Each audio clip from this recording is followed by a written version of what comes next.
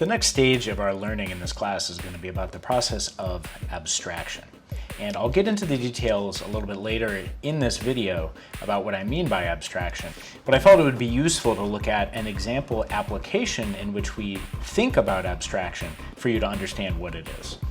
So I've given you this task of converting a binary number into a decimal number. And this is a standard thing that a lot of people are asked to do in a computer science class. So I am asking you to do this.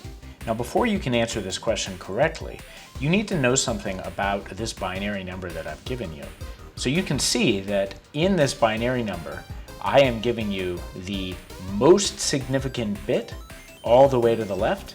And so that's the bit that corresponds to 128, and the least significant bit all the way on the right.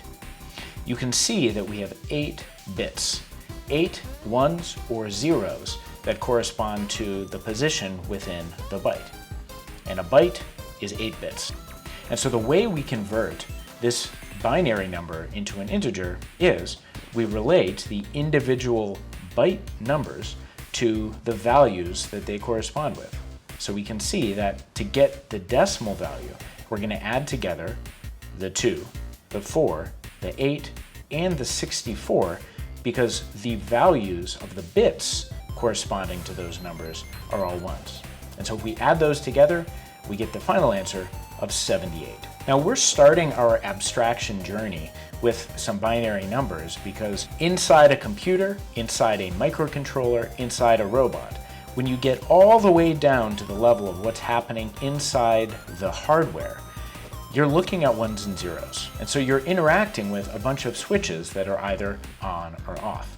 When you're trying to program something that uses only ones and zeros, you ultimately have to be able to boil it down to what's happening to those ones and zeros on the individual level. It's possible that these are a series of switches that have been turned on and off. Or they could be a series of values sent over a wire. Or it could be just a flashing light that goes off, on, off, on, off. And from those values, you're able to figure out the binary value that corresponds with that series of bits. Let's take a look at some code and see how this is going to relate to the task that I'm going to have you do today. Here we are in the programming environment, and I decided since we're going to be doing some things at the bit level that I needed my circuit board shirt. So we're ready to go. You can see here on the screen that we have a string that is a series of zeros and ones, just like I showed you on the previous screen. And each byte represents a specific kind of information. And so I'll tell you that this information corresponds with ASCII characters. ASCII characters are these characters here. You can see them in the table. Pretty much the whole English alphabet, you can see those here, and a whole bunch of other bytes of information that you might need when you're sending information over a wire, over a light stream.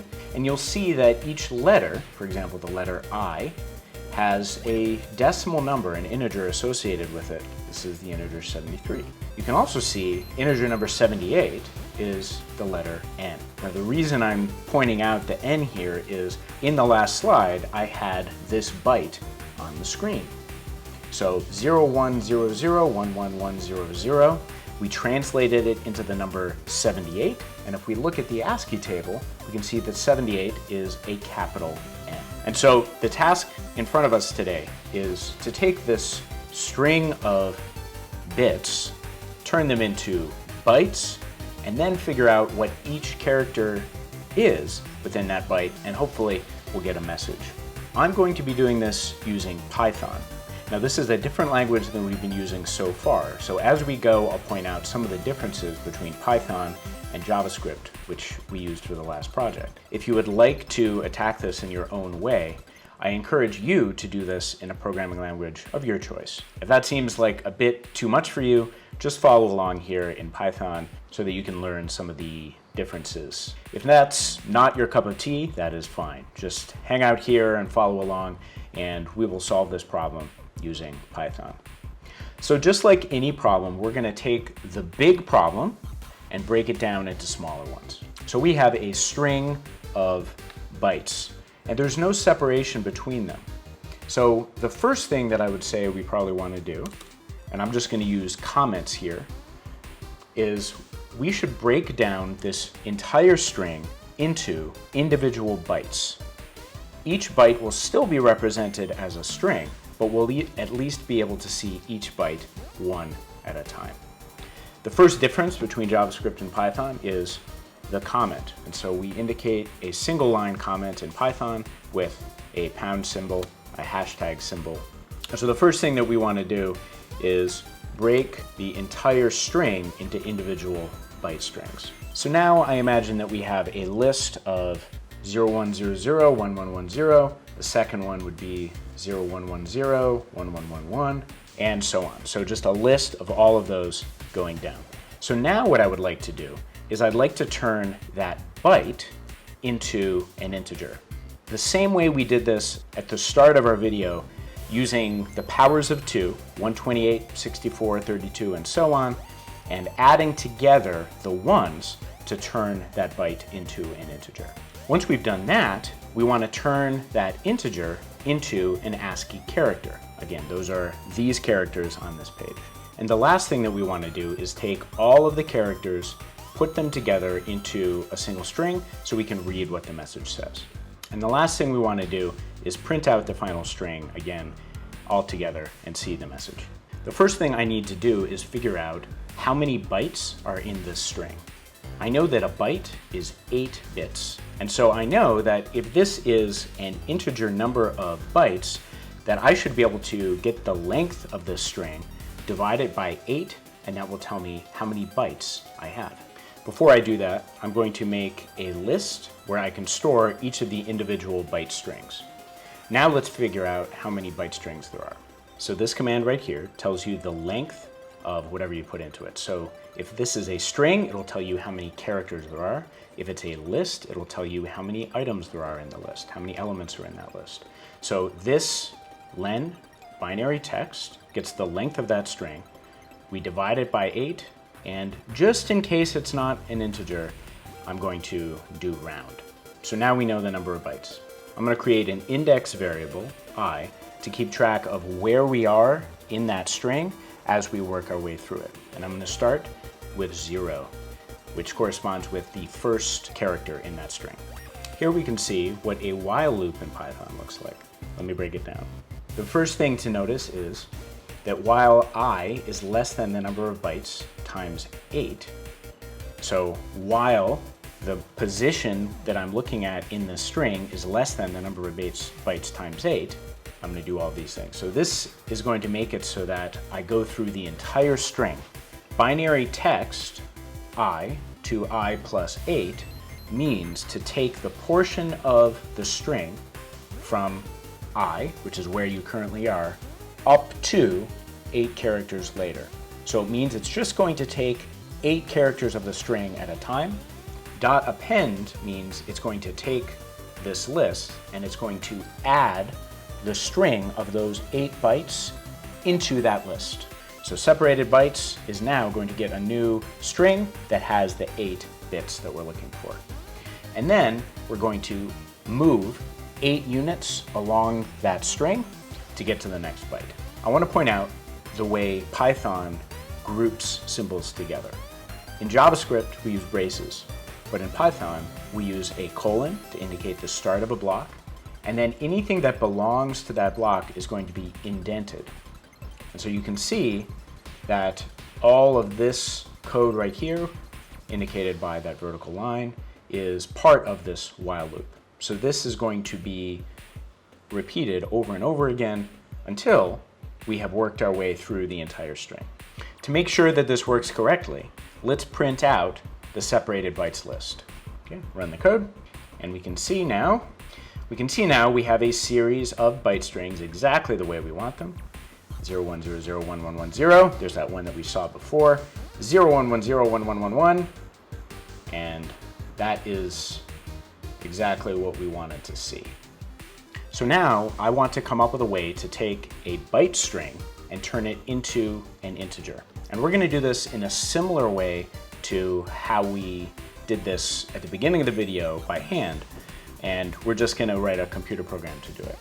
I'm going to write a function to handle this. The way we indicate a function in Python is we write the keyword def for define, and I'm going to call this byte to integer. This function is going to take a single argument, which is going to be one of those 8-bit byte strings. And as before, I'm going to use the colon to indicate the start of a block of code. So everything that goes inside of this that is indented together is going to be part of this function. The first thing I'm going to do is I'm going to create some variables inside of this function that I can use to process the input, the byte string, to the output, which is going to be just an integer. So bits is what I'm going to be using to store each character one at a time and store it as a string. I'm also putting in the powers of 2. These are the same powers of 2 that I used at the start of the video. So this is 2 to the 7th, 2 to the 6th, 2 to the 5th, and so on. Next, I'm going to add a for loop. Now, a for loop, just like the while loop, is going to use a colon to start a new block of code. But I want to talk a little bit about how Python uses something called an iterator. This statement says for each character in byte string, so each one of those bits, 0 or 1, in those 8 bits, it's going to do something with it. Python can iterate over all sorts of different data types. If you give it a string, it'll iterate over all the characters. If you give it a list, it'll iterate over every element of that list. And what you're doing by giving it this name is you're telling it what variable name to use for each piece that can be iterated over. So in byte string, it's a string, so this is going to be a character. So I've abbreviated that char. So for char in byte string, now I have an if-then statement, an if-else statement. If the character is 1, then I'm going to add a 1 to that list. So that means that this bits array, if the first one is a 1, it's going to have a 1. If it's a 0, instead, it's going to add a 0. And it's going to keep going through one by one until it has either a 0 or a 1, adding up to 8 bits together to form the byte. So we've gone from a string representing that byte to a list of zeros or ones. So just sort of thinking about this, we now know that bits is going to have a bunch of things in it. Now I'm putting this here just so that we can remember what information is stored in that list. Because the next thing that we want to do is we want to turn these bits into an integer. And we're going to do this with a calculation directly from what we did in the beginning. So all this is doing is this is taking each bit and multiplying it by the power of 2. So this is what we did before. So 0 times 128, that's this, plus 64 times 1, plus 32 times 0, plus 16 times 0, and so on. So it's going to do this with all of those bits. Now, if you know Python, you know that there's a much more efficient way to do this, but I want to keep everything very clear in this video of what calculations we're making. So I want you to see that this is the same thing that we did at the start when we were trying to convert this into a decimal by hand. So the last thing that we're going to do is return that output integer. So let's test and see if this is working the way we want it to work. So to check and make sure this is working, what I'm doing here is out of the separated bytes list, for each byte that's in separated bytes, we're going to print the integer that is formed by that byte. And before I do that, I'm going to remove this code. So let's run it and take a look. So now you can see we have a whole list of the integers. Each byte that was a string has been turned into an integer. And there, the first one is 78, which tells us that we're doing this correctly. Look at all those. Aren't you glad we're not doing that by hand? So we're making some progress. We now want to turn the integer into an ASCII character. So that means turn that 78 into a capital N. We're going to write another helper function to do this. I'm going to input integer value. That's just going to be an integer, one of those numbers. And Python gives us a really handy function to just do this for us. And it's the chr function. So we wrap the chr function around the integer value. And this is just going to give us the character that corresponds with these on this page. So it's a really handy one. And I'm going to return that value. And so now let's test to make sure this is working as we want it to work. And I'm going to do this step by step. So integer value equals byte to integer. And now I'm going to call this integer to character value. Oh, I made a mistake up here. This should be integer value. I misused the autocomplete on that one. Sorry about that. Let's try it again. And so now you can see this is printing out a series of characters. This is doing what we want it to do. And there is that n that we have been targeting from the beginning. And you can see what's coming out of this message. And if you can read vertically, you probably know what that says. But let's not have to work too hard. Let's put everything together into a single message string so that we can see it all. So I'm going to create a new variable, make it equal to just an empty quote mark. I'm going to copy over this code almost exactly the same. So we're going to do all of those, but instead of printing it, what I'm going to do is take this output string and I'm going to add at the end the character string. And so this is another thing within Python that's kind of nice. I'll show you what this is an abbreviation for. So what we could do is take the output string, add a character to it, and then store it within the output string, which erases the old value. And so as it marches through those bytes, it just keeps boop, boop, boop, attaching the characters together into a single string. But one way to abbreviate this pattern in Python and a few other languages is just to say, take output string and just append to the end character string. And so we'll get to our last step now. We will just print output string. Let's run our code and we get this beautiful message at the end. And so we did it. We did it. We converted all of those binary characters into a string. Let me clean this up a little bit. I'm going to comment out all of my print commands. Actually, I'm going to delete some of these steps that I did and just leave this final one. So what we're left with now, we run the code and we're just left with a message. So we've written all of these these individual bits of code. We've written a couple useful functions to help us with this. But we now know that if we have a byte string like this, we can input that byte string into binary text. And in the end, what will be printed out is just the string that corresponds with it. What I can do is I can put all of this code together into a single function that takes everything else, all of those individual steps, and takes away all of the details.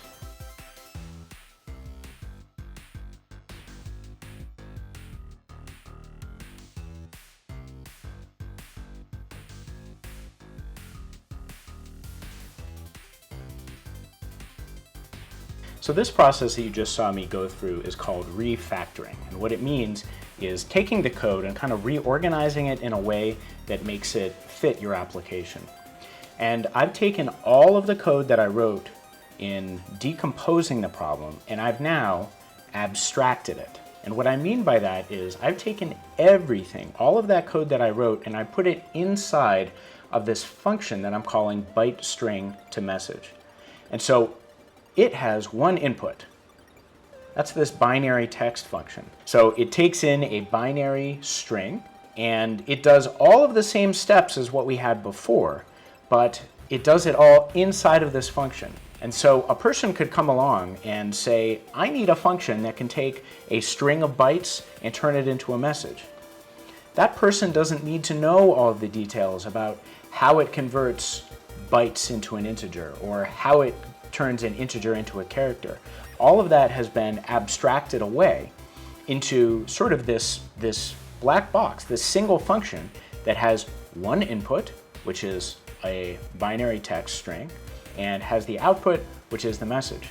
When I run this code by calling byte string to message on the binary text, it's going to do all the processing inside of it and just give the output that we want. I can hit run, and there is my same code. Again, same code, but it's all been refactored and repackaged into this one function.